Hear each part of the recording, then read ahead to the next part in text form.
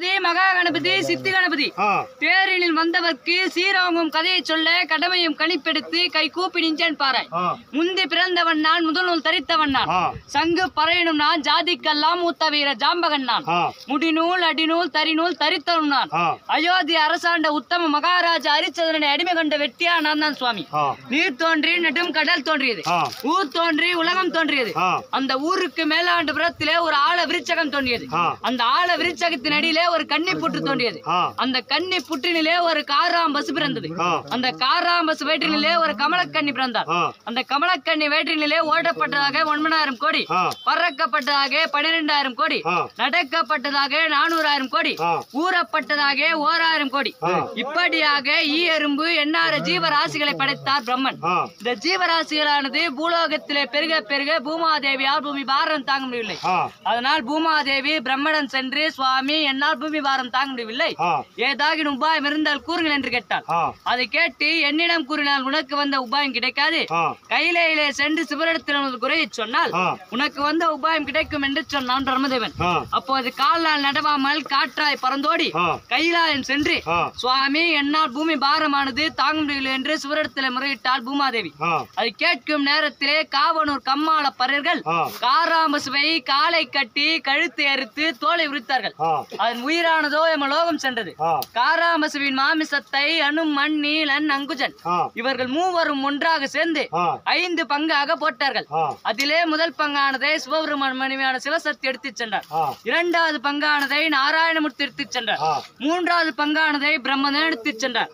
4வது பங்கானதை வீர ஜாம்பகன் எடுத்துச் சென்றார். 5வது பங்கானதோ யாருமே எடுக்காமல் இருந்தது. அதை பார்த்தா சிவபெருமான், இந்த பூலோகத்திலே பூமாதேவியின் பூமி பாரம் தீர்க்க வேண்டும், இந்த காராம்பசுவின் மாமிசத்தின் மகிமையை நாம் அறிய வேண்டும் என்றால் யாரை கேட்டால் தெரியும் என்று யோசித்து அடே வீர ஜாம்பக என்று குரல் கொடுத்தார். ஆண்டவனின் குரலை கேட்டு அடியனும் ஓடி வந்து பாத நமஸ்காரம் செய்து இந்த அடியேன் அழைத்த காரணம் என்னவென்று கேட்டான் வீர ஜாம்பகன். அடே வீர ஜாம்பகா, உனக்கு உன் தாய் பேர் தந்தை பேர் தெரியுமா என்று கேட்டா சிவபெருமான். சுவாமி, எனது தாயே சமுத்திரம், எனது தந்தையே சூரியன், எனது பெயரோ வீர ஜாம்பகன் என்று உரைத்தான். அடே வீர ஜாம்பகா, பார் உலகிலே பூமாதேவியானவள் முதல் பங்கை எடுத்துச் சென்றால் அந்த காராம்பசுவின் முதல் பங்கை யாருக்கடா உதவும் என்று கேட்டா சிவபெருமான். சுவாமி, சிவசக்தி எடுத்துச் செல்லும் முதல் பங்கானதோ மாமிசமானது.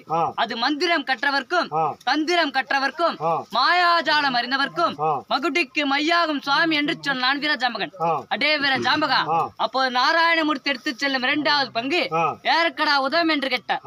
சுவாமி, நாராயணமூர்த்தி எடுத்துச் செல்லும் 2வது பங்கோ கொம்பானது எலும்பானது, அதிலே சீப்பாகும் சிமிலா சீர்பெற்று வாகின்ற பெண்களுக்கெல்லாம் வர்ண டப்பியாகும் சுவாமி என்று சொன்னான் வீர ஜாம்பகன்.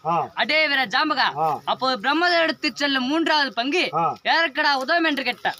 சுவாமி, பிரம்மதேவன் எடுத்து செல்லும் 3வது பங்கோ வாளானது. அந்த வாள் முடியானது அரச பரம்பரைக்கும் அருக்கொடுக்கும் தேவருக்கும் அருகில் நின்று வீசும் வெஞ்சாமரையாகும் என்று சொன்னான் வீர ஜாம்பகன். அடே வீர ஜாம்பகா, அப்போது நீ எடுத்து வைத்திருக்கின்றாய 4வது பங்கு யாருக்கடா உதவும் என்று கேட்டார். சுவாமி, நான் எடுத்து வைத்திருக்கும் 4வது பங்கோ தோளானது. அதிலே வாராகும் படமாகும் வண்ண கயிறாகும் ஆசிக்க மேளமாகும் வெங்கட தமுக்காகும் 1000 குதிரைகளுக்கு அங்கு படியாகும் 3000 குதிரைகளுக்கு முதுகு பட்டையாகும் என்று சொன்னான் வீர ஜாம்பகன். அடே வீர ஜாம்பகா, அப்போது யாருமே எடுக்காமல் இருக்கின்ற 5வது பங்கு யாருக்கடா உதவும் என்று கேட்டான். சுவாமி, யாருமே எடுக்காமல் இருக்கின்ற 5வது பங்கு அது சாணமானது. அதிலே நீரிட்டு கரைத்து சீர்கட்ட வீட்டினை பூசி மொழிகினால் மூதேவி துளைந்து ஸ்ரீதேவி பெருகும், மீதமுள்ளது எடுத்து உருண்டையாக உருட்டி வெயிலிலே உணர்த்தி அக்கினிலே இட்டு எரித்தால் நெற்றிக்கு நல்ல திருநீர் ஆகும் என்று சொன்னான் வீர ஜாம்பகன். அடே வீர ஜாம்பகா, காராம்பசுவின் மாமிசத்தின் மகிமையை அறிந்து கொண்டேன். அடுத்த திசையின் திருப்பலன் என்னடா என்று கேட்டா சிவபெருமான். சுவாமி, வடக்கே வள்ளலந்துறை, தெற்கே தேவர்கள் துறை, மேற்கே மேலந்துறை, கிழக்கே ஜாம்பகந்துறை, அது என்னுடைய துறையாகும் சுவாமி என்று சொன்னான் வீர ஜாம்பகன். அடே வீர ஜாம்பகா, அப்போது 4 திசைகளிலும் பிறந்த முழுமை என்னடா என்று கேட்டா சிவபெருமான். சுவாமி, வடக்கே மகாபாரதம் பிறந்தது, தெற்கே ராமாயணம் பிறந்தது, மேற்கே தாடவர்கள் ஐந்தார்கள், கிழக்கே சங்கும் சாணார கத்தியும் பிறந்தது என்று சொன்னான் வீர ஜாம்பகன். அடே வீர ஜாம்பகா, கிழக்கே பிறந்த சங்கும் சாணார கத்தியின் மகிமை என்னடா என்று கேட்டா சிவபெருமான். சுவாமி, பிறந்தவுடன் தாய்க்குட்டிய இருக்க சாணார கத்தி பார்வதியும் இறந்த பின்னே ஈம சடங்கை முடிக்க சங்கமே பிறந்தது என்று சொன்னான் வீர ஜாம்பகன். அடே வீர ஜாம்பகா, நீ கால் போனோம், முளத்துண்டி, வாய்க்கரிசி, வழிபிண்டம் இதையெல்லாம் வாங்கி தின்று வயிர் பிழைக்க நீ ஒரு சுடு பறகன் என்று உன்னை சோதித்து பார்த்துனடா என்று கேட்டா சிவபெருமான். சுவாமி, நான் கால் போனோம், முளத்துண்டி, வாய்க்கரிசி, வழிபிண்டம் இதையெல்லாம் வாங்கி தின்ற போதிலும் கடமைக்கு கட்டுப்பட்டு அடிமையாக இருக்கின்ற நான் இதை அறியாமல் எப்படி இருக்க முடியும் என்று கேட்டான் வீர ஜாம்பகன். அடே வீர ஜாம்பகா, இந்த பார் உலகத்திற்கோ பரமனா நான் பிறந்தேன். இந்த பூலோகத்திலே சுடு பறகனாய் நீ பிறந்தாய். இனிமேற் கொண்டு பறையனும் நீயும் அல்ல, இந்த பரமனின் ஜாதி என்று அங்கே மங்களம் பாடி வெங்கல பறை எடுத்து கொடுத்தார் கரத்திலே. பறையை பெற்ற வீர ஜாம்பகன் அடியேனுக்கு என்ன கட்டளை என்று கேட்டான். 8த்துக்கு 16 கோணம் சென்று இரவென்றும் பாராமல் பகலென்றும் பாராமல் பால் பொழிய பூ மலர பழதாரே பழமுதிரே பழமுதிரே பழமுதிரே பழமுதிரே என்று பூலோகத்திலே வீர பறையாடல் சாற்றி வந்தால் வயதானவர்கள் இருந்து இந்த பூமாதேவியின் பூமி பாரம் தீருமடா என்று சொன்னார் சிவபெருமான். சுவாமி, நான் பூமி பாரம் தீர்க்க பறைசாற்ற வேண்டும் என்றால் எதை தின்று எதன் மீது ஏறி எப்படி பறைசாற்ற முடியும் என்று கேட்டான். 5 சாராயமும் அரகல கல்லையும் கலந்து வைத்திருக்கிறேன், அது கருந்தி நான் ஏறும் வெள்ளை மதையானை மீதேறி அமர்ந்து இந்த பாரெங்கும் பறைசாற்றி வாடா என்று சொன்னார் சிவபெருமான். ஐயனின் வார்த்தைப்படி மதுபானத்தை தான் அருந்தி வெள்ளை மதையானை மீதேறி அமர்ந்து அதிகாலை நேரத்திலே காளி கோவலை அடைந்து அம்மனே அம்மனே என்று குரல் கொடுத்தான் வீர ஜாம்பகன். ஜாம்பகனின் குரலை கேட்டு சக்தியோ கண் விழித்து பச்சரிசி பல்கடித்து பராசக்தி எழுந்து நின்று 7 கதவை திறந்து எதிரே வந்து நின்றாள் காளிகாதேவி. சக்தியை பார்த்தவுடன் சாராயம் நிலை மறந்து கால் நடுங்கி கரம் நடுங்கி உடல் நடுங்கி நின்றான் வீர ஜாம்பகன். அடே வீர ஜாம்பகா, வெள்ளியும் முளைக்கவில்லை, விடியற்கால பிறக்கவில்லை, இந்த அன்னை எழுப்பிய காரணம் என்னவென்று கேட்டால் காளிகாதேவி. தாயே, ஆத்திரம் அடைய வேண்டாம். தேவர்கள் ஒன்று கூடி வேதங்கள் பலவும் ஓதி வெங்கல பறை கொடுத்து வீர பறையாட சாற்றி வர சொல்லி விட்டார். பறை சாற்றுவதற்கு கணிப்பில்லாத காரணத்தால் கை சோர்ந்து நிற்கின்றேன் தாயே என்று சொன்னான் வீர ஜாம்பகன். அப்போ ஜாம்பகனின் பாவத்தை பார்த்து அருகே இருந்த வேகமரத்தை எடுத்து அடியும் தள்ளி நுனியும் தள்ளி மீதம் உள்ளதை கணிப்பாக கொடுத்தால் காளிகாதேவி. காளியின் கருணை நான் கணிப்பை பெற்ற வீர ஜாம்பகன் மதையானை மீதேறி அமர்ந்து போய் சேர்ந்தான் கம்மாள தேசம். கம்மாள தேசத்திலே தளர்ந்து பறை சாற்றும் பொழுது வீர ஜாம்பகனின் கணிப்பானதோ தவறி கீழே விழுந்தது. அப்போது ஒரு கன்னி பெண் ஆனவள் குளத்தை எடுத்து கொலகரைக்கு போனா. அந்த பெண்ணை அழைத்து தவறிய கணிப்பெடுத்து கையில் நறுமணி கேட்டான் வீர ஜாம்பகன். அதற்கு அந்த கன்னி பெண்ணும் வலது காலால் எடுத்து இடது கையால் குடுக்க கோபப்பட்ட வீர ஜாம்பகன் ஓங்கி ஒரு அடி அடித்தான் பறையை. செந்தாமரை பூத்தது. 2வது அடி அடித்தான் பறையை. ராஜ்யத்தை அடைந்தான். 3வது அடி அடித்தான் பறையை. பூலோகத்தை போய் சேர்ந்தான். பூலோகத்திலே சாராய மயக்கத்திலே கஞ்சா வெறினிலே தண்ணிலே மறந்து சுயநிலைமை கிடந்து பூ குதிர பிஞ்சுதிர காய் உதிர கனி உதிர 6 மாதத்து பின்ன மலரி உதிர 3 மாதத்து பிண்டம் முடங்கி விட 1 மாதத்து பிண்டம் முதலமாய் போக 7 மாதத்து பிண்டம் எகிர்விழு என்று சாற்றி வருகிறான் பறை.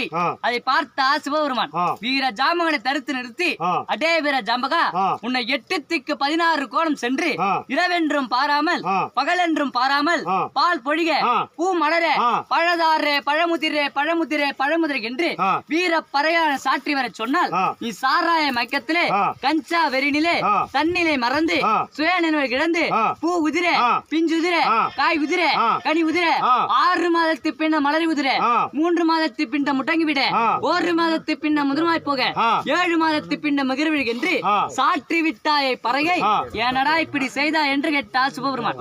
சுவாமி, நீங்க சொன்ன மாதிரி செய்தேனே, ஆனால் இந்த அடியேனம் பிழைக்க முடியாது, பாருலகிலே பாவ புண்ணியங்களை அறிய முடியாது என்று சொன்னான் வீர ஜாம்பகன். அடே வீர ஜாம்பகா, அடியேன் பிழைக்க என்னடா வழி என்று கேட்டார். சுவாமி, சின்ன பணம் சத்தா சின்ன பணம், பெரிய பணம் சத்தா பெரிய பணம், ஹரிச்சந்திரன் காசு 6 காசு, வாய்க்கரிசி வழிபிண்டம், முக்காட்டு சீல முளசீல, இதையெல்லாம் எனக்கு சேரும் சுவாமி என்று சொன்னான் வீர ஜாம்பகன். அடே வீர ஜாம்பகா, இதையெல்லாம் உனக்கு சேர்ந்த போதிலும் பாருலகிலே பாவ புண்ணியங்களை அறிவதற்கு வழி என்னடா என்று கேட்டார் சிவபெருமான். சுவாமி, நான் பாவம் செய்தவரை சொல்லுகிறேன் என்று சொல்லி கூடையை குறைத்தவரும் குறைப்படி இட்டவரும் தாயை அடித்தவரும் தன்பரப்பில் நொந்தவரும் அங்காளி குயிலை அதிரவலை இட்டவரும் பங்கிலே பங்கு பதவி எடுத்தவரும் கடிக்கிற நாய் விட்டு வேடிக்கை பார்த்தவரும் கறந்த பாலினை நீரிட்டு கறந்தவரும் கறந்த பாலினை காலரட்டி உதைத்தவரும் அண்ணன் தம்பிக்கு துரோகம் செய்தவரும் அக்கா தங்கைக்கு துரோகம் செய்தவரும் தான் தாரம் இருக்க பிற தாரத்து மீது ஆசைப்பட்டவரும் கட்டிய கணவன் இருக்க மறு கணவன் மீது ஆசைப்பட்டவரும் எல்லை கல்லை புரட்டு நட்டவரும் கோவிலை இடித்தவரும் குளத்தை துடுத்தவரும் கொள்ளை அடித்தவரும் கொலை புரிந்தவரும் எதையுமே பார்க்காது பொய் சாட்சி சொன்னவர்கள் எல்லாம் பாவிகள் சுவாமி என்று சொன்னான் வீரஜாம்பகன். அடே வீரஜாம்பகா, இந்த பாவிகளுக்கு என்னடா கட்டளை என்று கேட்டா சிவபெருமான். சுவாமி பேர்பட்ட பாவிகளை எல்லாம் பாம்பு குழி பள்ளி குழி அட்டக்குழி அர்ணக்குழி என்று சொல்லக்கூடிய ஏழா நரகத்திலே தள்ளி கீழா நரகத்தில் இட்டுவார்கள் சுவாமி என்று சொன்னான் வீரஜாம்பகன். அடே வீரஜாம்பகா, அப்போது புண்ணியம் செய்தவர்களுக்கு என்னடா கட்டளை என்று கேட்டா சிவபெருமான். சுவாமி, நான் புண்ணியம் செய்தவரை சொல்ல வேண்டும் என்றால் எனக்கு புண்ணிய காணிக்கை கொடுத்தால் புண்ணியம் செய்தவரின் கட்டளையை சொல்லுகிறேன் என்று சொன்னான் வீரஜாம்பகன். சாமி, புண்ணிய காசு போடுறவங்க போடுங்க. புண்ணிய காசு தட்சணை போடுறவங்க போடு சாமி. சாமி, தட்சணை போடுறவங்க போடுங்க. புண்ணிய காசு போடுறவங்க போடுங்க சாமி. லாஸ்ட் ஐயாக்கு இங்க தான் போடுறீங்க, வேற எங்கேயும் இல்ல, முடிஞ்சுது. அடே வீரஜாம்பகா, புண்ணியம் செய்தவர்களுக்கு என்னடா கட்டளை என்று கேட்டா சிவபெருமான். சுவாமி, நான் புண்ணியம் செய்தவரை சொல்ல வேண்டும் என்றால் எனக்கு புண்ணிய காணிக்கை கொடுத்தால் புண்ணியம் செய்தவரின் கட்டளையை சொல்லுகிறேன் என்று சொன்னான் வீரஜாம்பகன். அப்போ சாமியானவர் பச்சிலை பால் குடம் பால் பழங்கள் தான் கொடுத்து தாம்பூலமாக தான் வைத்து இப்போது சொல்லடா செய்த புண்ணியத்தை என்று சொன்னார் சிவபெருமான். சுவாமி, பாமரம் வைத்தவரும் பூமரம் வைத்தவரும் மயிலேற மதுசூர் கட்டியவரும் தாய் தந்தையை தெய்வமாக நினைத்தவரும் அடுத்தவர் மன பசியன வந்தவர்க்கு பார்சோ தந்தவரும் கோதானம் செய்தவரும் வஸ்திரதானம் செய்தவரும் அன்னதானம் செய்தவரும் 32 தான தர்மங்கள் செய்தவரும் நீதி நெறி தவறாமல் அரசாட்சி செய்தவர்கள் எல்லாம் புண்ணியவான்களே சுவாமி என்று சொன்னான் வீரஜாம்பகன். அடே வீரஜாம்பகா, இந்த புண்ணியவான்களுக்கு என்னடா கட்டளை என்று கேட்டா சிவபெருமான். சுவாமி, பேர்பட்ட புண்ணியவான்களை எல்லாம் மல்லிகை மந்தாரை இருவாட்சி கோம் என்று சொல்லக்கூடிய வாசமுள்ள மலரால் அலங்கரித்து உன் பாதத்திலே கொண்டு வந்து சேர்த்தார்கள் என்று சொன்னான். அடே வீரஜாம்பகா, என் பாதத்திலே கொண்டு வந்து சேர்த்தால் என்னடா புண்ணியம் என்று கேட்டா சிவபெருமான். சுவாமி, இந்த விண்ணிற்கும் மண்ணிற்கும் நின்றவரும் நீயே, இன்று விதி முடிய விதி விலக்கி ஏற்றியவரும் நீயே, இன்று விதி முடிந்து வந்திருக்கும் தாத்தா பேரு